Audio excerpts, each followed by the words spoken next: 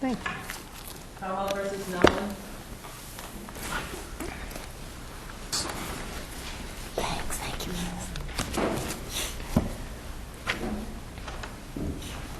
Ms. O'Brien? Good morning, Your Honors. Leslie O'Brien for Paul Nolin. May it please the Court. Paul Nolin, of course, was convicted of first-degree murder under the theories of premeditation and extreme atrocity and cruelty. On appeal, the parties have agreed that the Court gave an erroneous jury instruction, instructing that Nolin could be presumed to intend the natural and probable consequences of his acts. Let me ask you, Ms. O'Brien, on the question of intent, since the jury must find either that the defendant did or didn't have the intent necessary, why does it matter if the jury is instructed that a person is presumed to intend the necessary and probable consequences of his acts? Why isn't the instruction superfluous? Because if he didn't have the intent, that ends it. He'd be acquitted. And if he did have the intent, that also ends it. So it doesn't really matter whether he intends the necessary and probable consequences. Isn't it just the question of whether he has the intent? But the problem here, Your Honor, is the judge, and I believe this was the very last instruction the judge gave to the jurors, was that they could presume intent from an act whose natural and probable consequence would be the death of the victim. That's the problem. Assuming it's wrong, which it probably is, it's clearly harmless here. Clearly.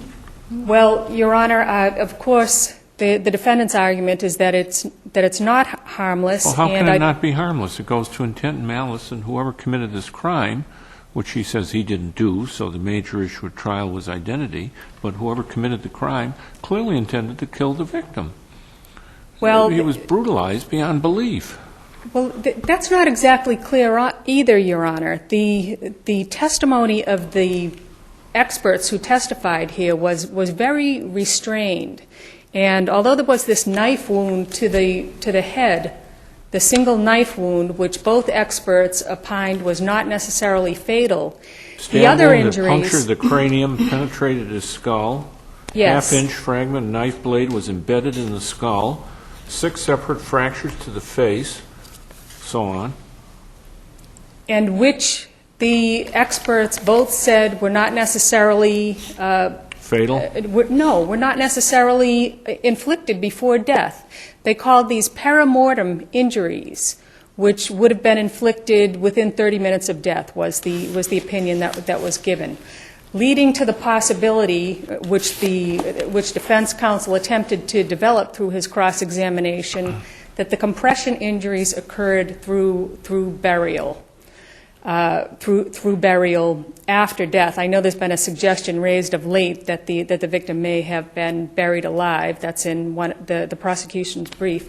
That was not a theory that was raised at trial. So that this is where it certainly does matter that what I really need to get on to is that, first, a couple of points. If the prosecution really didn't think it was helpful to them to have the jurors be allowed to presume intent, surely they wouldn't have asked for that instruction. But just as importantly, there's and I should also interject that, of course, it's not my burden to show that this was harmful. Under Chapman v. California, what were the contested issues at trial? There were only 2. Did the victim die of a drug overdose, and who was the killer? Well, that's not... So this malice was not even contested. Well, that's most respectfully, that's not correct, Your Honor. There was an issue of intoxication, and defense counsel received and obtained an instruction on intoxication. So it was not conceded that there was intent or malice here. And what I'm getting around to, while standing on the well-established rule that it's for the Commonwealth to prove that this was harmless, not for me to prove that it was harmful, nevertheless, I'm asking the Court to simply adhere to the analysis that's been laid out by the Supreme Judicial Court in in Yates v. Evatt, where the court says that the way this is to be analyzed is to say, if we can say that the jurors found A, then they must have found B, so therefore, instructing them that they could presume B is harmless. I'm asking the court to adhere to that specific analysis that's been laid out, because when we look at that, the difficulty here is that it's extremely difficult to know what the jurors would have found A to be, what they would have found A to consist of. In other words, what did they find the defendant's actions to be? What actions led to the natural and probable consequence of the victim's death that would have justified the jurors in presuming that he had the intent for whatever, for premeditation, to inflict grievous bodily harm, whatever the intent that was called for was. And this is a situation where you can't get to that logical analysis that's laid out, because we don't know, because of the circumstantial nature of the case, we don't know what the defendant's acts were. This court provided a very straightforward example of how that Yates analysis is applied in Commonwealth versus Medina. And there the court instructed that if the jurors found that there was an unlawful killing, there was malice. So they were allowed to presume malice. And what the court found was, okay, this jury was satisfied that Medina committed an unlawful killing. Therefore, they must have been convinced on the facts of this case that you had a helpless victim lying on the ground, being repeatedly bludgeoned with a baseball bat to the point where the baseball bat was broken, her cervical spine was fractured, and under those circumstances, applying the Yates analysis, this court said, since the jurors must have found that, since they found an unlawful killing, the jurors were satisfied that the defendant committed those actions. Therefore, it doesn't matter that they were told that they could presume malice, because malice was clearly there. And I'm trying to understand the difference between this case and that case. Because in this case, Your Honor, it's impossible to say what the jurors felt that the defendant's actions were. Why is it impossible to say? Because there are, I hate to be in the position of speculating about what may have happened here, but the jurors must have had to speculate about whether, did the defendant, the possibility was raised that there was blunt force trauma to the victim's face. So did they feel that the defendant had inflicted that by blows? Did they feel that had happened after the victim's death, when he was buried to cover up the act? It's impossible to know in this case what the jurors felt the act or acts were that led to the death. And therefore, you can't say, since the jurors found A, they must have found B, so the presumption is harmless. But how does that got anything to do with anything? The defense was he didn't do it.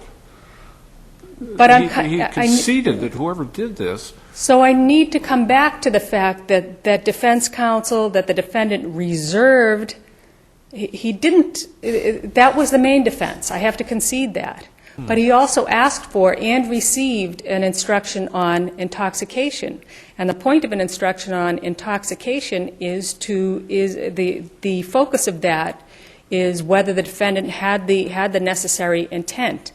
And there was certainly evidence from which the jurors, among the many inferences they were asked to draw in this case, there was certainly evidence from which they could have drawn that the defendant was intoxicated. There was testimony from two of the people who attended the party, Brian Duquette and Kathy Correa, that the defendant consumed beer, hard liquor, marijuana, and cocaine, that there was lots of drinking going on at the party, that the party lasted from approximately midnight to 7 o'clock in the morning, it was certainly would have been reasonable for the jurors to conclude that this was an all-night drinking and drugging party. Was this mentioned at all in closing? I haven't looked at the closing argument. I honestly don't recall, Your Honor, whether defense counsel mentioned this in closing. But there was testimony that the defendant returned briefly to the house with Jonathan Westner to get a bag of cocaine, that the defendant told the police, there was an exhibit in which the defendant told the police that he was too high and didn't want any more cocaine. So there was evidence to support this request for an instruction on intoxication, which was given. So, Brian, may I ask you a question? And I'll also Yes, Your ask Ms. Holland, of course.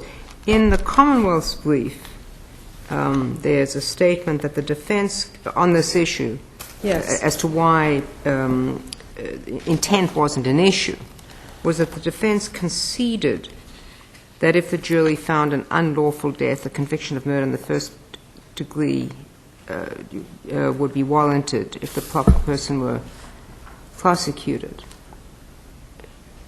Do you take issue with that? I do take issue with that. That makes the request for an intoxication instruction nonsensical. There was no concession. There was no concession of intent in this case. And I think that can also be seen in the very strenuous cross-examination of the witnesses, of the expert witnesses, regarding what the injuries were and how they might have been inflicted. There was no concession. All right, accepting that for the time. Anyway, I still don't understand why the instruction wasn't superfluous. All the judge said was one sentence. First, let me tell you that a person is presumed to intend the natural and probable consequences of his acts. If the issue is intent, you either find the intent or you don't before you get to the natural and probable consequences. So why does the instruction matter at all?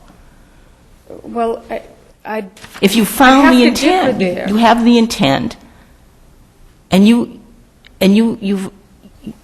want. I don't know if this is because I need to understand Justice Khan's question. Are you saying that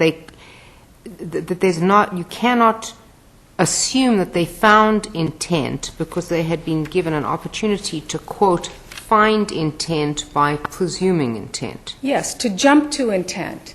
And the holding of Francis v. Franklin is that even if there were other instructions given that they needed to find intent, it doesn't cancel out, it doesn't cure the error of telling them. But I must be missing something, and I would really like you to help me, because the instructions, let me tell you that a person is presumed to intend the natural and probable consequences of his acts. It doesn't say anything about presuming the intent or what you need to presume the intent. That he's presumed to intend what happens afterwards, once you find he has the intent. Well, if you're saying if the natural and probable consequence of someone's action is death, and from that you're permitted to presume that the actor You're not permitted to presume it. You have to intended the death. No, you're not permitted. You have to. You're presumed, right? Person is presumed. It's I'm not But you sure first if I have to understand. find, but you first have to find that he has the intent. No. Well, I don't that's not what think that's not what the instruction says, Your Honor. The instruction was that you could presume intent. No, I'm reading, this is a quote from the Commonwealth's brief, unless it's wrong. Ladies and gentlemen, 2 additional points. First, let me tell you that a person is presumed to intend the natural and probable consequences of his acts. So in considering intent, remember that. So you first consider what's the natural and probable consequence of the act. No, So- first you consider intent, because first you've got to find that he has the intent. Then, once you found he has the intent, you can presume that he intended the consequences from the intent. I have to say I'm reading that completely differently. I just can't make sense of it in the way that, most respectfully, the way Your Honor is interpreting that. You can presume that he intended the natural and probable consequences of his Once acts. you found he has the intent. No, I think it's. I think you have to look at the the nature of the acts to determine whether you can then presume intent. That's the, And a different way, I assume, of saying it is, if you stab somebody in the heart and the natural and probable consequences of that are death, this instruction says you do not, as a juror, have to find whether he intended to kill, because the natural and probable consequences, so you don't get to the question of intent. Exactly. Intent is taken out of the formula. that's the argument that the defendant is So the jury raising. find, stabbed to the heart, natural and probable consequences are death. That's enough to find intent. Exactly. Correct? Okay. Exactly. That's the objection that the defendant is raising to that instruction. And you're saying that there was no concession as to that? There was no concession. You're saying you agree that there was a focus on, I didn't do it? Yes, I think I have to agree to that, Your Honor. But nevertheless, the fact that there was a request for the intoxication instruction and evidence to support the instruction makes it clear that it was that defense counsel did intend to leave that issue open as a possible, at the very least, a possible mitigating circumstance. If I could, with the Court's permission, move on to the second of my arguments. During the trial, the prosecutor played a recording in which the defendant was informed he was in prison at the time, that was known, or in jail, and he was informed that the body of Mr. Westner had been discovered. And he responded to that by urging his friend, who made this phone call to him, urging him over and over again to get Bob to come and see him, to get Bob in here. I thought it was a her. The friend was a she, Yeah. Judith Rudd. Okay, may a And the- defendant speak to a non-law enforcement person without Miranda warnings Yes, but and even make a full confession? he can, but that's really not the issue that I I'm understand. raising. If he can do that, I understand you're not raising that issue. But then why should we exclude his reference to a non-law enforcement personnel, his reference to wanting an attorney? What should be, because the case law clearly says that the fact that he was asking for an attorney cannot be used as proof of guilt. And the case that I'm relying on this, I was actually reviewing yesterday, and it's even closer than I initially recognized. That's Commonwealth versus DePace. I've asked that This was not objected to. It was not objected to. It's a miscarriage of justice standard on this, Your Honor. But the miscarriage of justice analysis is set out in the case law, and it's set out in DePace and works in the defendant's favor in this case. The jurors were very interested in this recording. They asked to have a copy of it. I've asked that this court get access to and hear the recording, because the whole gist of it, if you hear it, it becomes crystal clear that the whole gist of it, even though the woman, the friend, is kind of trying to distract the defendant, he's urging over and over again, get Bob down here, get him over here, I want him here. And there's just no reason for actually the jurors would not have known who Bob was, but for the follow-up question by the prosecutor, and who was this Bob who was constantly referred to in the tape, so that the prosecutor, for whatever reason, wanted the jurors to know that it was Bob who was being asked for on the tape. And again, the tape makes it so clear that the whole gist of this, the whole gist of what the defendant is saying is, get Bob over here, I want my lawyer over here. The jurors were given a copy of the recording that they could hear as many times as they wanted to. The closing argument, my focus was not the closing argument, saying that the closing argument was improper. although the Commonwealth responded to it in that way. It's the offering of the tape and the fact that Bob was Well, in fact, I take it that you combine that with the way the prosecutor used that. I did, just to show that the whole purpose of the tape was to show that this was a reaction that was consciousness of guilt or awareness of guilt, that the defendant was asking over and over again for his lawyer, and that's an improper use of that evidence. Was there anything else? I mean, we of course get the tape, not just the transcript. But was there something important in that tape other than this being evidence of consciousness of guilt? And was there an admission of some sort in that tape? There was not, Your Honor. If you hear it, you What can about see his question that his- when the woman says to him, the body has been found, his only response is when, not anything about how he was killed or... Well, his main response, Your Honor, was, I want my lawyer over here. But first he said when. But how is that very... I mean, I understand that, but that's like saying, is this the response of an innocent person, or is this... I mean, that's the thrust. He only said when, and oh, by the way, implicitly, he only asked for his lawyer, right? I mean, that's what you're saying it was used for, and you're saying that's improper. Yeah, so... And I'm saying, was there anything else on the tape where he said, I didn't really mean to kill him, but, I mean, anything else like that?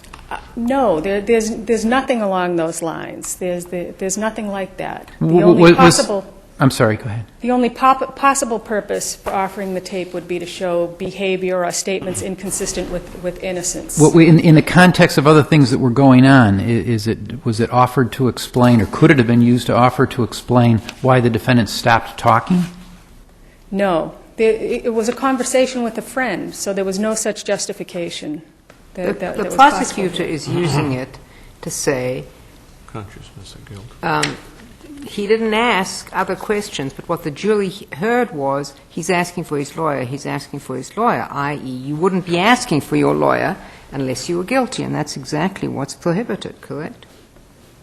That's exactly what's prohibited, and that's the main gist of what the defendant said. It may well be true that he didn't ask questions that the prosecutor thinks would have been appropriate, but what he's actually saying over and over again is, I want my lawyer. Can I go back just 1 minute, please, to the question about, that I asked you about a defendant's statement to a non-law enforcement personnel about his request for an attorney.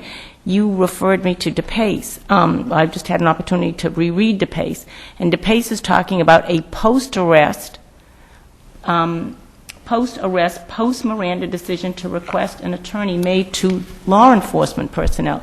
This is a statement to a non-law enforcement person, and I'm asking the question, have we ever said that you can't say to a private person that you want an attorney, and that what is different since we allow a non-Mirandized statement to a private person that amounts to a confession?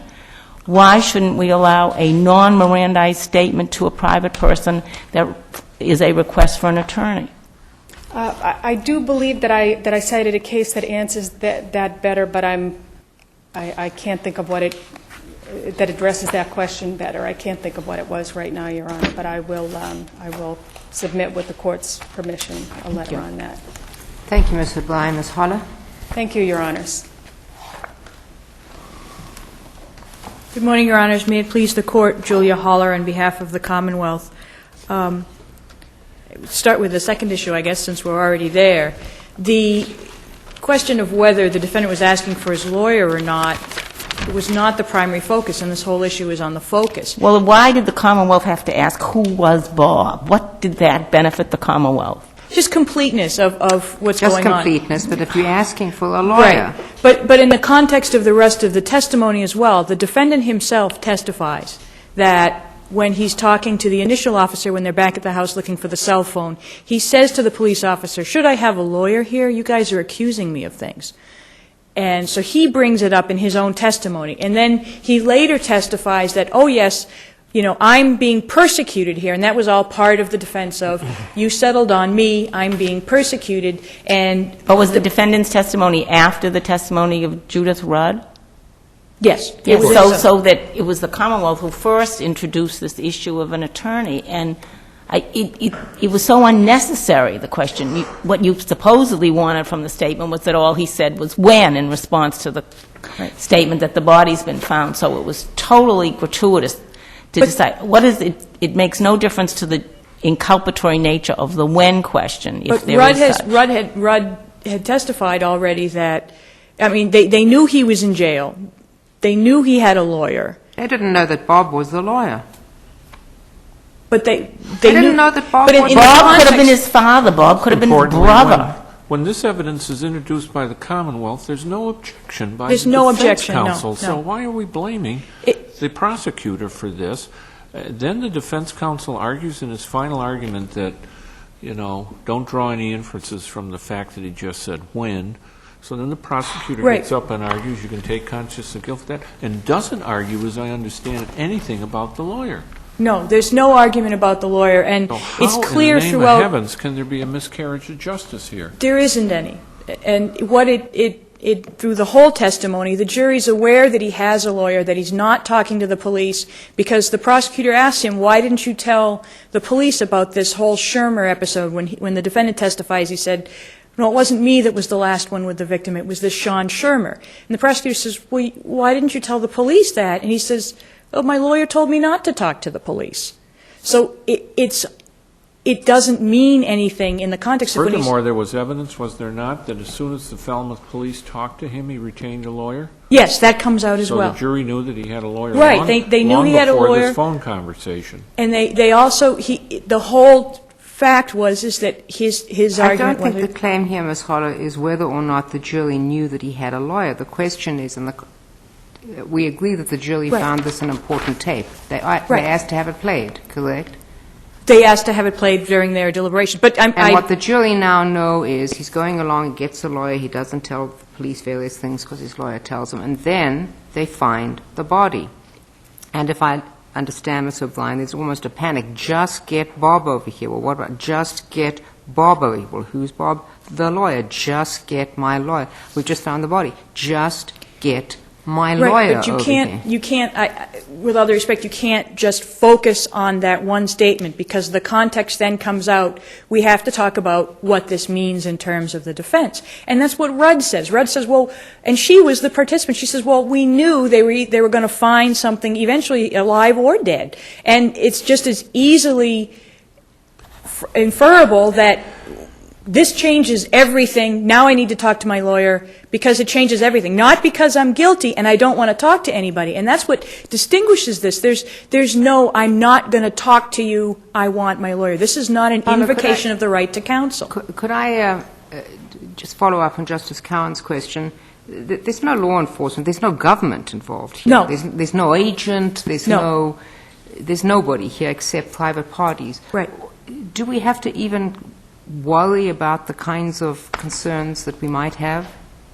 In other words, if I make a confession to my friend, that comes in. Right. Correct? It's a statement against penal interest. Or a Is that, statement of the in fact, defendant. is that the case with respect to this conversation? Sure. So that I don't even have to...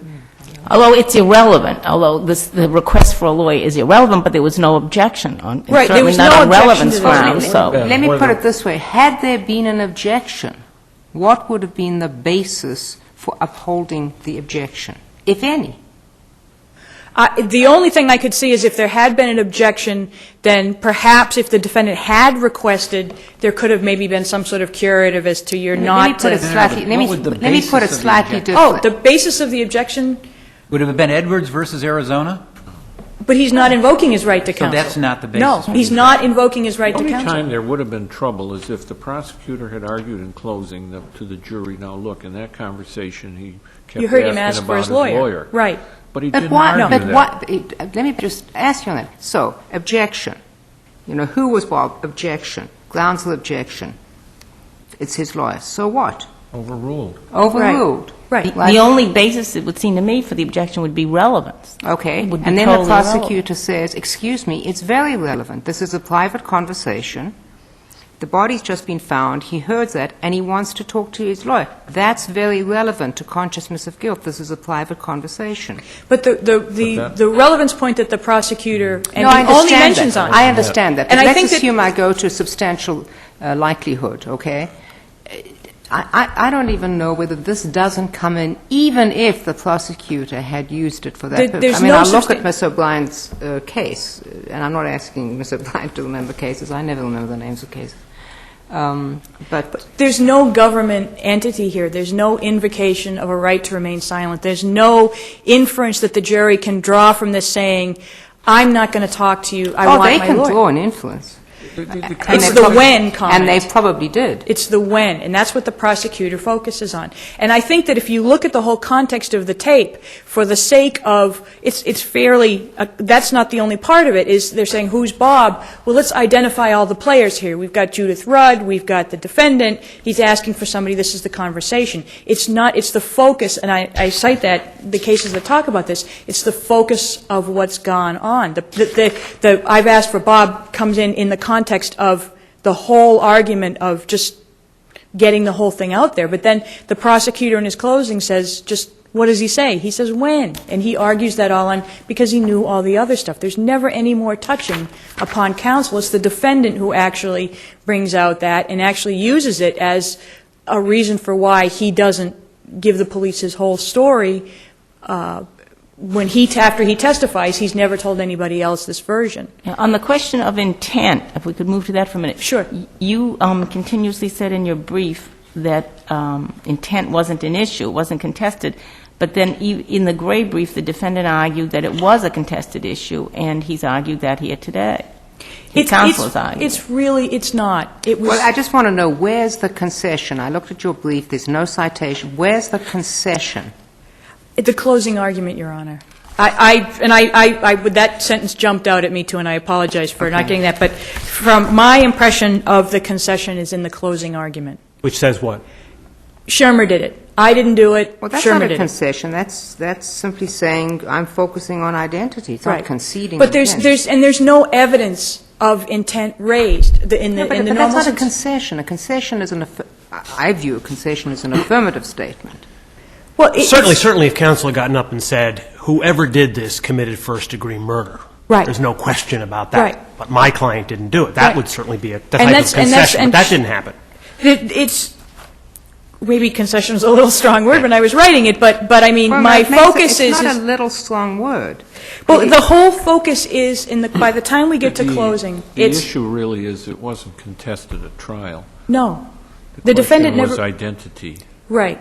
What about the instruction on? It was completely more favorable than the defendant deserved because the defendant's own testimony. But why is he asking about that? Why is he asking for that instruction on intoxication? If Why it's not ask for it and see if the judge will give it to you? Maybe it will raise an Because issue as to as to intent? no, as to maybe having the jury come back with a manslaughter or a murder too. Isn't Why that was it more favorable than he deserved when there was evidence of intoxication? But there wasn't evidence of intoxication. There was evidence. He says only that he used some drugs. He never says anything about impairment. His own testimony. Didn't he there's say, never- am I wrong, or isn't he the one who said when he was offered some more cocaine that I have to go to work, I'm too high already? But no, he just says, I don't want any more, I may be I getting... thought he it says- was that I have to go to work and I can't have any more Right, but there's no cocaine. question about, I don't believe it was too high. It's just, I have to go to work, I don't want any more.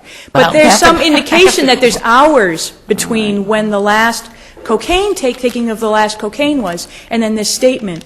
So But we don't have expert testimony of the number of hours that cocaine has a lasting effect. and we- So and there's we some don't- evidence of intoxication. Well, actually, no. There's no evidence from anybody that the defendant was in any matter impaired by this. And that's what the intoxication in relation to intent What is the last evidence of the last time that there was some I believe it was ingestion of drugs or alcohol?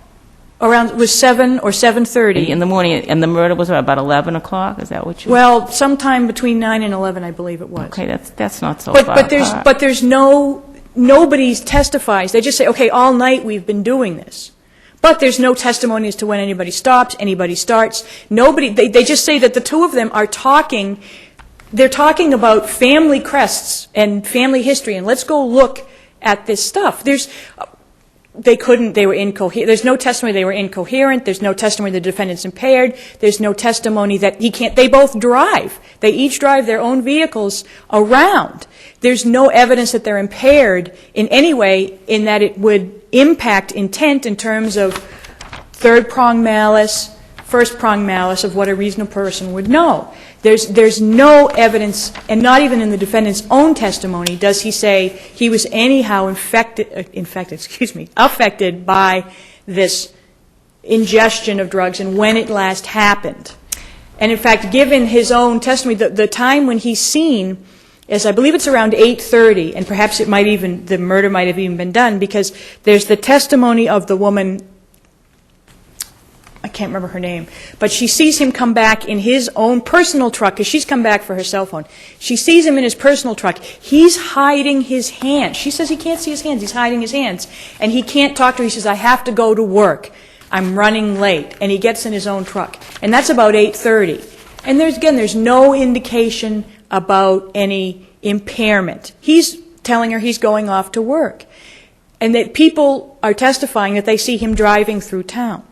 So intent was never, it was identity. It was, I didn't do this, Sean Shermer did this. And that's basically what happens in closing. May I just go back to the question of intent? First, can we agree that there's no concession?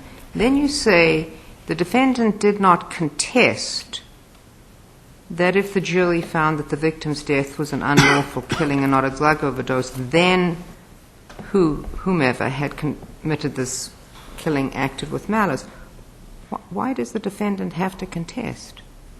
I'm just using that in terms of the contest, in that it wasn't an issue raised by them. But then please say it wasn't an issue raised. And again, I apologize for the language in my brief. If I was, he talks about, if you read when you get to the defendant's closing, it goes, he talks about Shermer.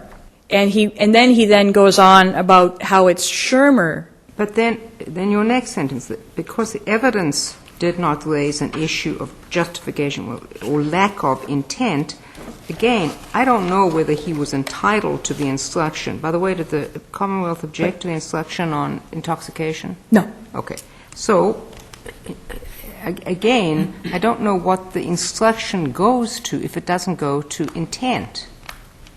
But it was, in looking at everything as a whole, it was something more favorable than to which the defendant was entitled. Because you're entitled to the instruction if there's evidence, but there's no... But you haven't told me that. Well, you said because evidence didn't raise the issue. Right. There was no evidence that raised the issue. And again, the defendant, if he can get the judge to give this instruction, then it perhaps may get the jury to give him. As a matter of law, it probably should not have been given, but he did get it anyways.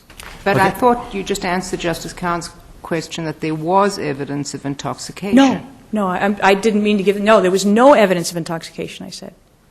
I believe that's the way I addressed it. What confuses me about this is that you say intent was not an issue in this case. The end of the jury's instructions, the judge's instructions, the prosecutor comes up and says, I want an instruction about intent. Right, and I can't explain. It's just, and he says, and it's kind of an afterthought because he then says, do you still give that? I can't explain why that comes up, because you have the picture-perfect superior court instruction, and then that. You can't be here saying, well, they shouldn't have got this instruction, but we didn't object, and they got this instruction, and I don't know why they asked for it. I mean, the jury gets the instructions. Right. The jury follows the instructions. Maybe they shouldn't have given the instruction, but if the jury decides they don't have to find intent, that's one thing. If the jury is instructed on intoxication, you can't say it wasn't in the case, because I don't know what the jurors said, but they may well have said. But then you go back and you look at all the rest of the judge's instructions. And the judge specifically instructs the jury that they have to find that the defendant had a specific intent to kill. And I've cited all of the cites in my brief. But that specific intent can be presumed from certain conduct. But then she goes in and says how you... She basically says, no, this is how you find it, and it's not based on conduct. She says you have to find, and gives the definitions of intent, and goes through, as I said, the picture-perfect superior court's instructions. And then for whatever reason, we have this one tacked on at the end.